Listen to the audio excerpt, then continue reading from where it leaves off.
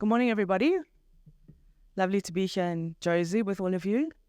Are we going to put Hugh on the screen?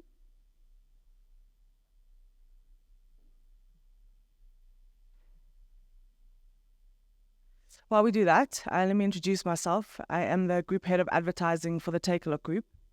And what that means is I'm driving the retail media network across takealot.com, Mr. D and Superbalist. So lovely to always speak at MMA events.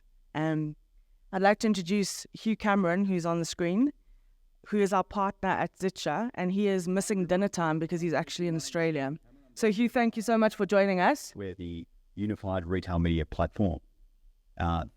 Odette's done a great job giving you a bit of context about retail media as a category, and I wanted to pick up on some of her points and talk about the global retail media outlook.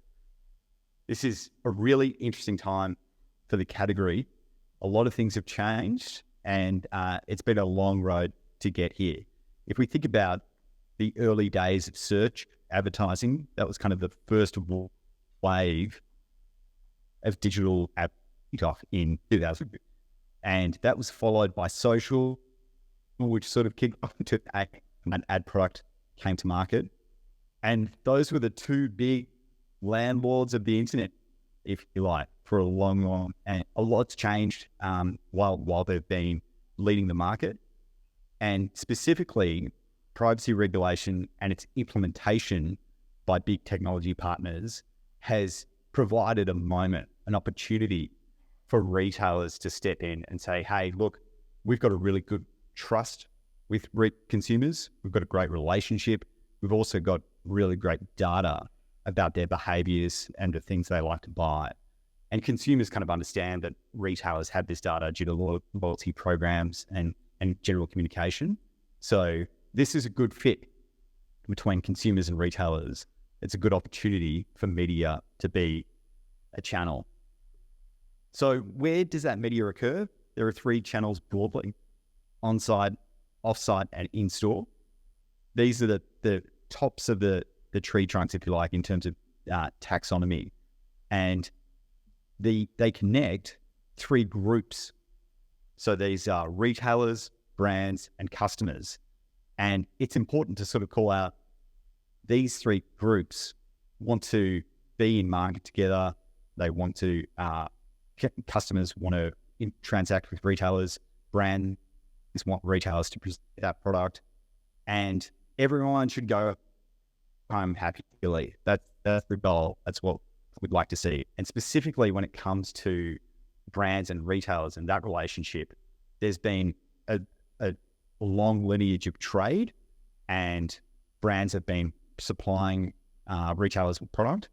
And there's often opportunities for those brands to make a media presentation using the retailers' channels. And technology has now come in to formalize a lot of that. So what was done in retail media through kind of contracts and joint business plans, communications via email or spreadsheets, technology is now coming in to formalize a lot of those relationships. So the round trip, we like to say, of a campaign, from planning, budget approval, message approval, running the campaign across retailers' channels, be that on-site or off-site or even in-store, to the reporting stage. We want that round trip to be very clear at each step around what data is being collected, what data is being used, and how you can use that information for better planning and better campaign optimization the next time around. Here are some of the network partners we work with. We've recently announced our first North American clients in PB Mart and Northwest Company in Canada. We've worked with a lot of clients in Australia and New Zealand, and we're learning a lot. Every retailer's at a different stage. Every retailer's got a different maturity, and that's really the theme of our topic today: retail media on the AI maturity curve. Here's a look at the curve. You've got competitive advantage on the y-axis and data and AI maturity along the x-axis. And this curve can kind of be seen from many advantages from the point of the retailer, from the point of the brand. We're going to zoom in today on just the retailer's point of view and how a retailer can offer a comprehensive media product to brands using this maturity curve.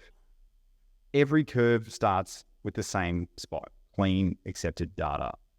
Only with clean, accepted data, and accepted means trusted, can you start to generate reports, satisfy ad hoc queries, get into data exploration.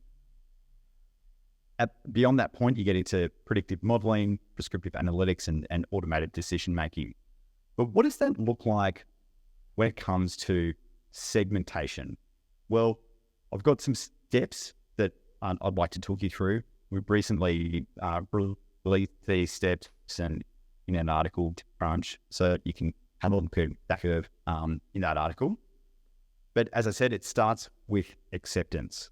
So the foundation of any AI capability is really how you're capturing data to look at how you might all this with a platform or a customer data.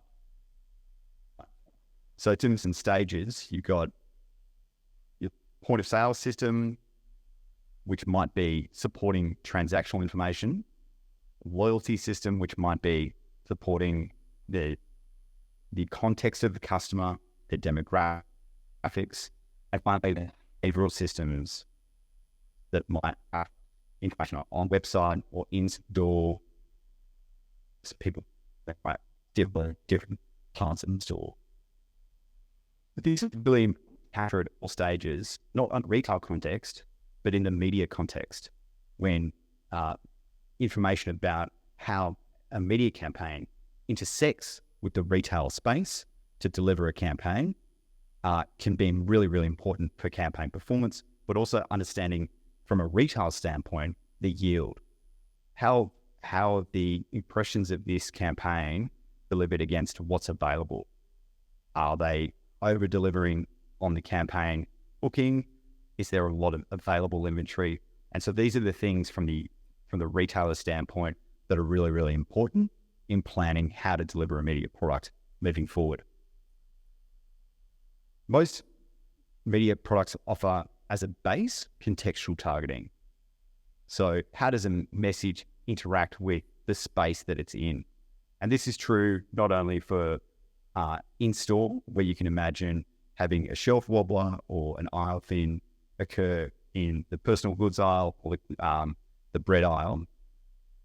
There are different points of relevance there, different audiences. And so contextual targeting is really the first layer of any campaign.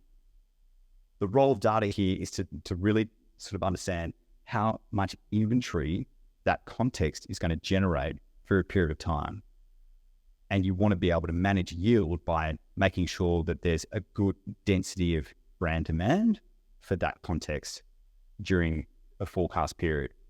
This becomes really, really important when you've got peaks and troughs in seasonality.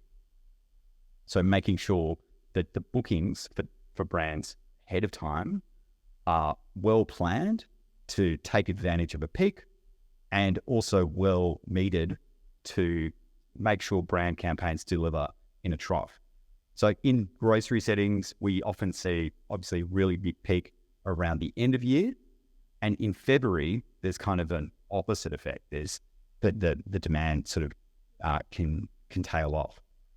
So planning around that inventory is the role of data in this setting. This is the first layer of many, many segments. And other layers start to include some information about the context or the previous transactions of a customer, and precision at this stage is really, really important. So let's take a different approach. Instead of targeting by context, target by customer. So you'd start with all known customers in a database. And this makes sense, particularly in an e-commerce setting where you've got a log of customers that have made a purchase through a digital channel. And so you're able to track back using a single customer view, which customer ordered what, and with a good loyalty system, you're able to take a look at how they've made purchases in store as well. So you start with all online customers, and let's say you're looking, if I'm into this, looking for their headphones, anyone that's certain keywords in the last 30 days, that would subset all my customers have not purchased headphones in the last 30 days. So given the keyword search, there would be an incidence of that audience that hasn't yet purchased. And so you subset that second layer of audience. And finally, anyone that's visiting a site or store today, that's the last subset. But that final subset has whittled down the audience. But finally, you've got a very relevant group using just rules-based targeting for headphone intenders. And that's the next step on the maturity curve. Finally, we're all familiar with stories around AI, and in terms of drawing together segment and targeting, AI plays a very, very strong role. In particular, we want to take a look at what action will happen, and the precision that you use in rules targeting becomes very, very important in the data used to train for artificial intelligence, for segments driven by artificial intelligence.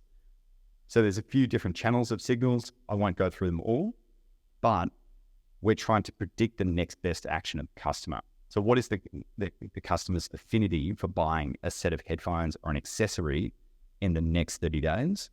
And we continue to run a model which predicts that and then create a segment and sell that to brands as a product. The role of data here is really, really clear.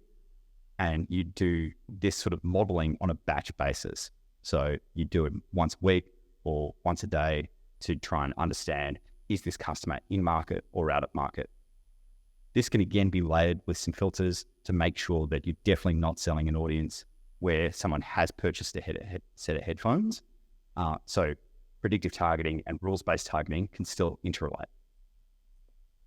So some takeaways from the session today. Data is really the foundation of the targeting strategy. Contextual and rules-based targeting is really prevalent, and all the media products are often on contextual rules-based targeting bases. Predictive targeting is obviously the pinnacle, but you want to make sure that you can climb the curve to start with the things which are contextual and rules-based first. Finally, investment in data science, data engineering, machine learning is really essential for getting to the top of that curve. So that's all the time, all the slides we have for today. I'll leave it to Odette to take any questions, or please send through us any questions through the chat. Thank you, Hugh. That was very informative. Maybe just to contextualize what Hugh is talking about, I think that we're all in different stages of our data journey.